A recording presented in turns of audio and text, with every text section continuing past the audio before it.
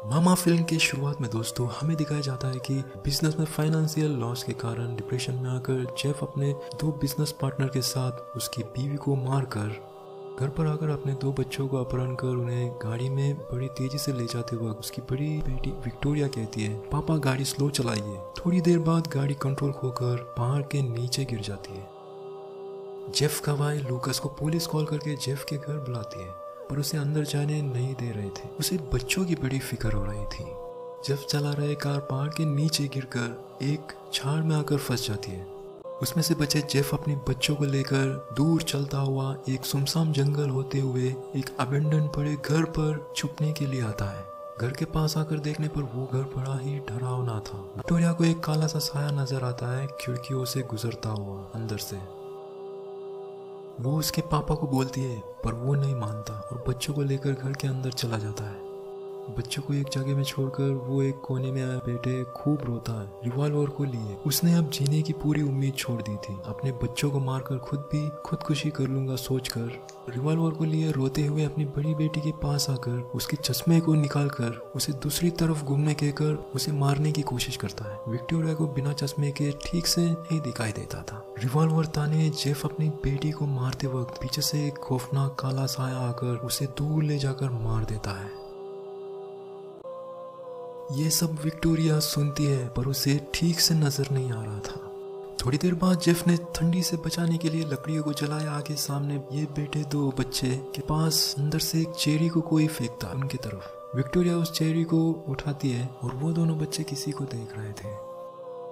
5 साल के बाद लूकस और उसकी गर्लफ्रेंड एनाबेल रह रहे घर को दिखाया जाता है। लूकस पिछले 5 सालों से अपने भाई और बच्चों को ढूंढने आदमियों को लगाया हुआ था, पर अब तक उन्हें वो नहीं मिले थे। इस बार वो लोग सेक्टर पोल जी अल्फा की तरफ तलाश शुरू करते हैं। उसके भाई और बच्चों को ढूंढने खूब पैसे खर्च किए थे लूकस ने। ये बात उसके गर्लफ्रेंड को पता थी, पर वो अच्छी थी और उससे बहुत प्यार करती थी। जंगल में ढूंढते ढूंढते उन्हें जेफ की पेड़ से लगी कार मिलती है। एक कुत्ते की मदद से बच्चों की गुड़ियों को सूंघते हुए वो कुत्ता उस घर तक उन्हें ले जाता है। घर के अंदर जाकर देखने पर उसे और उसके साथी को डरावनी चीजें दिखाई देती है सिवाय बच्चों के। और घर की तलाशी लेने पर थोड़ी दूर में चेरी के कहीं बीज मिलते हैं। अंधेरे से दो काले साये में घिरे हुए बच्चे जो अब जानवरों की जैसे चाल डाल हो गई थी उनकी। इतने साल यहाँ रहने के कारण ऐसे हुआ है। उन्हें देख के लूकस के आदमी हैरान हो जाते हैं और लूकस को खबर देते हैं। ये बात लूकस को पता चलती है। लूकस उन्हें जाने माने साइकियाट्रिस्ट डॉक्टर ड्रेफस के पास ले आता है। वो उन बच्चों को देखकर उनकी हालत के बारे में बताते हैं। विक्टोरिया बड़ी थी और बात करने के कारण वो जल्दी ही ठीक हो जाएगी कहते हैं। डॉक्टर लूकस को विक्टोरिया का चश्मा देकर अंदर जाकर विक्टोरिया को देने कहते हैं। लूकस अंदर जाकर वो चश्मे को देता है विक्टोरिया को। पहले तो वो गुर्राती है, फिर थोड़ी देर के बाद चश्मे को पहनकर लूकस के पास आकर उसके गले लगती है कि पापा, क्योंकि उन दोनों भाइयों की शक्ल हूबहू मिलती थी। अब ये बात कोर्ट में आती है, दोनों बच्चों को कौन पालेगा, उनका कस्टडी कौन लेंगे। यहाँ से जेफ का भाई लूकस और दूसरी तरफ से जीन, जो मरी हुई नीना उसकी भतीजी थी। नीना जेफ की पत्नी थी, जेफ ने उसे मार दिया था। वो दोनों कोर्ट में अपनी अपनी बात रखकर हम पालेंगे कह रहे थे। डॉक्टर को उन बच्चों से संपर्क में रहना था और लूकस का घर काफी दूर था। डॉक्टर एक घर दिखाते हैं जो इंस्टीट्यूट की तरफ से स्पॉन्सर किया गया था ऐसे केसेस को स्टडी करने के लिए स्पेशली, जहाँ बिना किराया रह सकते थे। जज भी डॉक्टर का ही सुझाव लेना चाहते थे। लूकस और उसकी गर्लफ्रेंड मान जाते हैं और वो केस जीत जाते हैं। डॉक्टर विक्टोरिया को हिप्नोटाइज कर पूछताछ करने पर वो मामा के बारे में बोलती है। बहुत साल पहले पागल खाने के अस्पताल से एक महिला अपने बच्चे को लेकर भागकर जाकर कूद गई थी पहाड़ से नीचे पानी में। ये सब बात विक्टोरिया को सपने के माध्यम से बताती थी मामा। ये कहती है विक्टोरिया डॉक्टर से। दूसरे दिन डॉक्टर उन बच्चों को गाड़ी में ले आकर लूकस के पास छोड़कर चले जाते हैं। छोटी बच्ची लिली सिर्फ मामा का ही नाम ले रही थी। विक्टोरिया बड़ी तेजी से ठीक हो रही थी, वही लिली अभी भी वैसे ही थी। वो किसी से बात नहीं करती थी। डॉक्टर क्लिफ्टन फोर्स के एक पब्लिक रिकॉर्ड रखने वाले एक संस्था में आकर सबूत इकट्ठा करने देखते हैं। और उन्हें 1878 के सेंट जॉर्ज के पागलखाने में एक थी मरीज ए डेड ब्रायन के बारे में पता चलता है और वो अब अस्पताल बंद हो चुका था। लिली रूम में किसी के साथ खेल रही थी। वो कोई और नहीं बल्कि मामा के साथ ही खेल रही थी। बच्चों के कमरे से आवाजें सुनकर एनेबल बच्चों के कमरे की तरफ आते वक्त उसे अंदर जाने नहीं देती है विक्टोरिया। उसका कुत्ता हैंडसम रो रहा कहकर एनेबल को नीचे भेज देती है और खुद कमरे के अंदर जाकर दरवाजा बंद कर देती है अपने चश्मे को निकालकर। रात को लूकस अपनी गर्लफ्रेंड के साथ इंटीमेट होते वक्त उसके कमरे के दरवाजे से काला साया एनेबल को दिखाई देता है और वो डर जाती है। लूकस बच्चे के रूम में जाकर देखने पर बच्चे तो सोए थे। हथौड़ा लेकर नीचे जाने निकलता है और उसी वक्त वही ऊपर बच्चों के कमरे के बाहर की दीवार में एक काला डरावनी चीज दिखाई देती है। वो पल भर में वो अपनी आकार को बढ़ा रही थी। उसी के पास एक काली तितली भी थी। उसके पास जाने पर दीवार से बाहर निकले काले सायनुमा चीज लूकस को धकेल कर नीचे गिरा देती है। लूकस सीढ़ियों से गिरता हुआ नीचे गिरकर बेहोश हो जाता है। लूकस को अस्पताल ले जाकर भर्ती करते हैं। वो कोमा में चला गया था। ये कोमा टेम्पररी है कहते हैं डॉक्टर। एनाबेल कहती है मैं उन बच्चों को नहीं संभाल सकती अकेले। इस पर डॉक्टर कहते हैं थोड़ी दिनों की तो बात है कहकर एनाबेल को उन बच्चों के साथ रहने जैसा मनाते हैं। एनाबेल घर आए दिन उसी रात बच्चों के कमरे से अजीबोगरीब आवाजें सुनाई देती है। वो अकेले होने के कारण वो डर रही थी। दूसरे दिन डॉक्टर को बुलाकर दीवारों में बनाए उन ड्राइंग्स को दिखाती है। डॉक्टर पूछने पर वो सिर्फ मामा मामा दोहरा रही थी कहती है एनाबेल, और एक डरावनी गुड़िया जो बच्चों को मामा ने दी थी कहती है। डॉक्टर विक्टोरिया को पूछने पर वो बताती है कि मामा ने गुड़िया बनाकर हमें दी थी। अब ये बात पता करनी थी डॉक्टर को कि ये आखिर कौन है मामा। थोड़ी देर बाद क्लिफ्टन फोर्ज के यहाँ से फोन आती है। वो कहते हैं कि मुझे एक बड़ी चीज मिली है, कोई यहाँ आकर इसे देखना चाहिए। बच्चों को रात का डिनर करवाकर उनके कमरे में उन्हें सुलाकर आती है एनाबेल और आकर अपने कमरे में सो जाती है। थोड़ी देर बाद बच्चों के रूम से भारी आवाज में लोरी को गुनगुना रहे आवाज को सुनकर एनाबेल बच्चों के रूम में जाकर देखने पर वो दोनों बच्चे किसी से तो खेल रहे थे। दूसरे दिन ये बात डॉक्टर को कहने पर वो कहते हैं कि विक्टोरिया मामा की किरदार निभा रही है साइन दिखाकर डिसोसिएटिव पर्सनालिटी डिसऑर्डर के। डॉक्टर क्लिफ्टन फोर्ज में आते हैं। वो बूढ़ी औरत वहाँ की इंचार्ज उन्हें एक बॉक्स सौंपती है जिसका ताल्लुक उस पागल औरत से था जो पानी में कूदकर मर गई थी अपने बच्चे को लेके। हर रात कोई दूसरा होने का एहसास आवाज जैसे मारी देंगी। अब वो साया एनेबल के पीछे भी आने लगा था। लूकस को एक डरावनी सपने ने टेम्पररी कोमा से नॉर्मल कर दिया था। उसे उसका भाई मेरे बच्चों को बचाओ उस कैबिन से कहकर उसे कह रहा था। एनेबल लूकस से मिलकर जल्दी ठीक होकर घर आकर बच्चों को संभालने कहती है।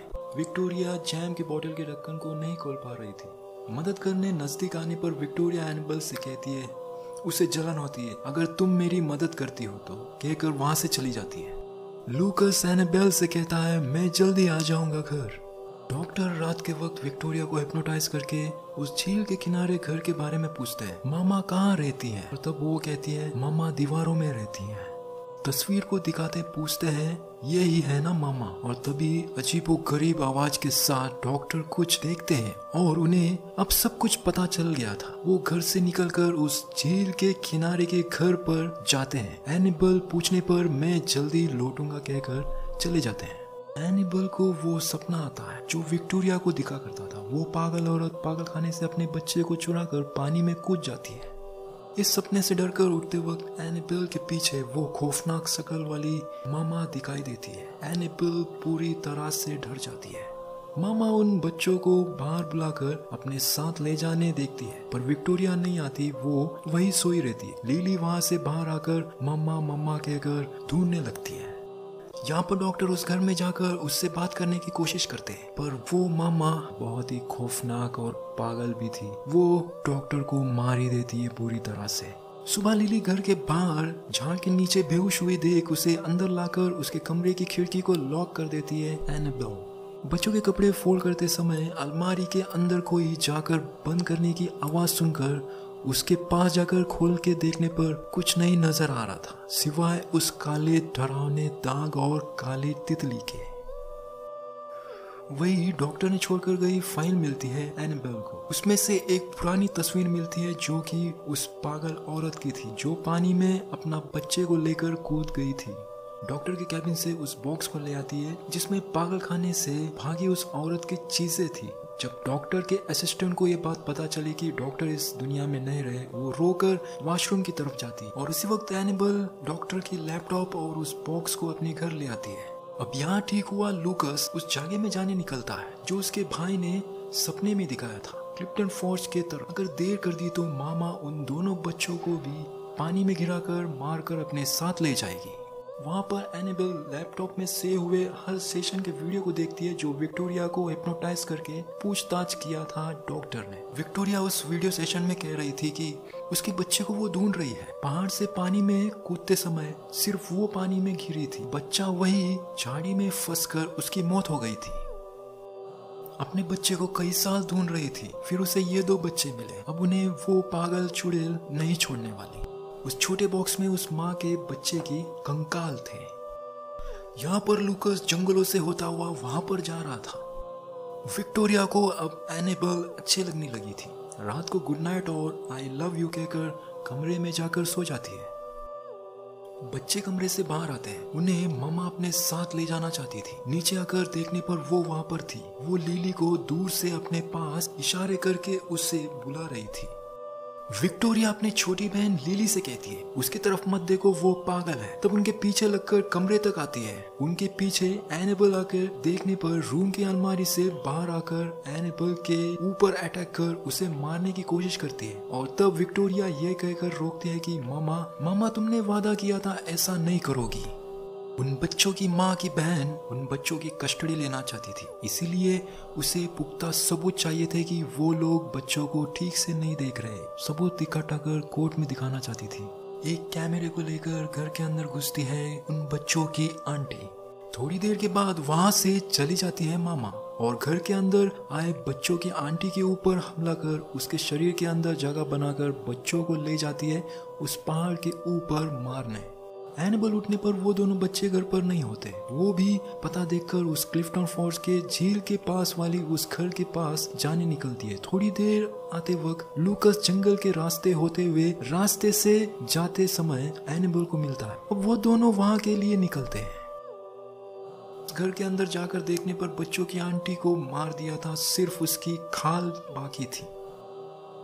उस घर के पीछे से बाहर आते वक्त उन्हें वो पहाड़ दिखाई देता है जिससे वो पागल औरत अपने बच्चों को लेकर कूदी थी पानी में। मामा को उन बच्चों को अपने साथ ले जाना था मारकर, पर ऐसा नहीं होने देते बच्चों के अंकल और एनिबल। लिली को अपने तरफ बुला रही थी मामा ताकि उसे मार सके। तभी उसके अंकल लूकस लपक कर उसे पकड़ लेते हैं और एनिबल उसके बच्चे की स्केलेटन को देती है जो उस बॉक्स में थी। वो उसे देखकर बहुत रोती है। एनिबल और लूकस को लगता है कि हमारे बच्चे को कुछ नहीं करेगी वो। अब वो लोग बच्चों को लेकर भागते वक्त अपने बच्चे की ढांचे को फेंक कर उनके पीछे लगती है। लूकस को बेहोश कर देती है और एनिबल को ऊपर से उठाकर नीचे फेंक देती है जिससे वो घायल हो जाती है और दोनों बच्चों को ले जाती है। पर एनिबल पीछे आकर विक्टोरिया को पैरों से पकड़ लेती है जिससे सिर्फ लिली को वो ले जाती है अपने साथ। थोड़ी देर बाद लूकस उठ जाता है। तो ऐसे दोस्तों इस डरावनी मूवी की स्टोरी यही खत्म होती है। अपना बहुत ख्याल रखना, मैं लौटूंगा और एक इंटरेस्टिंग मूवी के साथ। तब तक के लिए बाय दोस्तों।